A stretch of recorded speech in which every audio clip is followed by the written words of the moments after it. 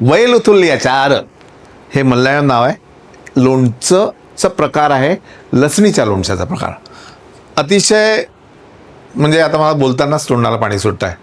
तर मला असं वाटतं जास्त वेळ वाट न पाहता आपण तो प्रकार करायला सुरुवात करूया. आणि यासाठी माऊली घाणीचं अर्धी वाटी तेल आपण वापरतोय.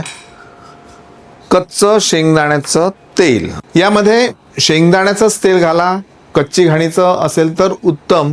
आणि कच्ची घाणीसाठी मी तुम्हाला छान पर्याय सांगितला, माऊली घाणीचं कच्ची घाणीचं तेल.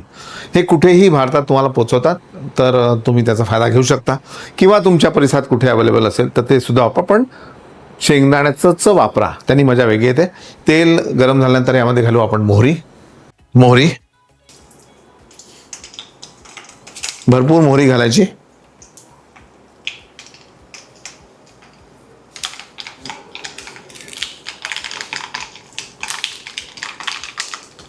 त्यानंतर कढीपत्ता,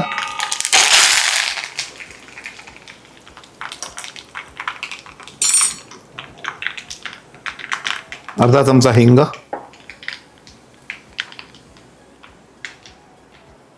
एक चमचा लसूणीची पेस्ट आपल्याला घालायची.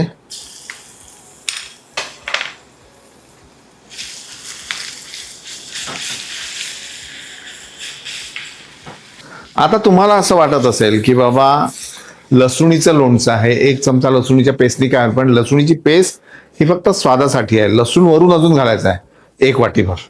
ही अशी पेस्ट ब्राऊन झाल्यानंतर मग 1 वाटी लसूण, याला छान आता आपल्याला थोडं ब्राउनिश होईस्तोवर परतून घ्यायचं आहे. तर तुम्हाला पेस्ट आणि अख्खा लसूण याचं गणित सांगतो. तर गंमत काय असते की लसूण आपण अख्खा तळतो तेव्हा त्याचा स्वाद जो पेस्टला येतो तसा येत नाही, थोडा माइल्ड होतो. आणि तोच जर तुम्ही साल असलेला लसूण तळला तर त्याचा स्वाद अजून वेगळा होतो, तो गोडसर होतो आणि तोही खायला मस्त लागतो. आपण त्याची एक रेसिपी दाखवलेली आहे, मला वाटतं ती आपण रेफर केली तरी मजा येईल, ती आपल्या मास्टर रेसिपीमध्येच आहे. तर या गोष्टी लक्षात ठेवा. म्हणून पेस्ट ही स्वादासाठी आणि लसूण खाण्यासाठी.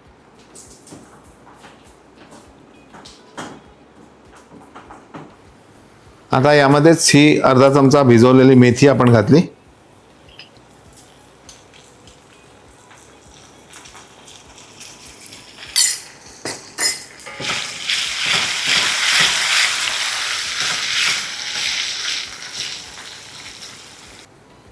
आता हे बऱ्यापैकी तिखट सुद्धा असता, तर आपण साधारण एक, सध्या मी माझ्या हिशोबाने 1.5 चमचा तिखट घातलेला आहे. आता यावेळी गॅस पूर्णपणे बंद करा तुम्ही, कारण तिखट जायला नको.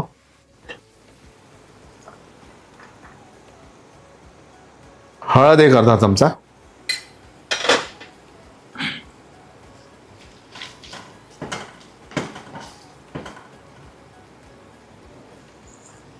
आणि नंतर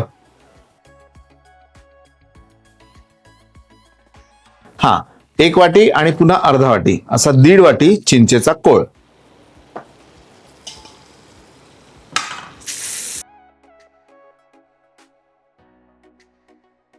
यामध्ये 1 सपाट चमचा मीठ आणि वर अगदी थोडस 1 पाव चमचा मीठ आणि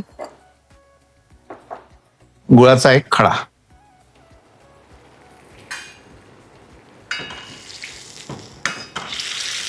याला छान आता आपण शिजवून घेऊ. आता याला छान तेल सुटलं, आपण गॅस बंद केला. थंड करून याला मग आपल्याला भरून ठेवायचं, आपण हे काढून घेऊ.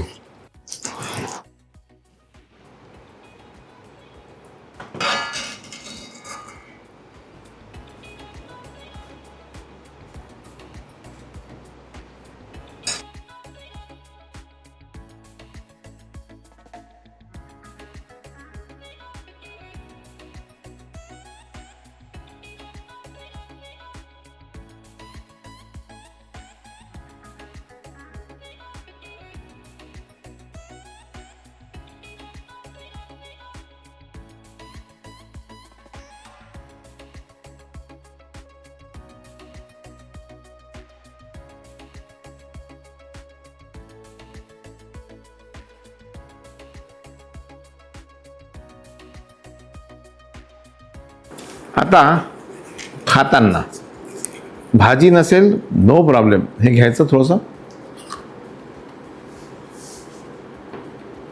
भाकरी बरोबर, अप्रतिम, नुसत्या भाताबरोबर.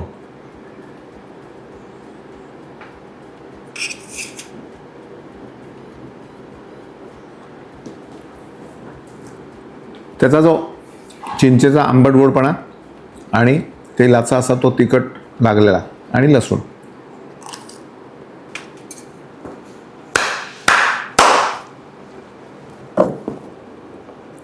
Oh my God.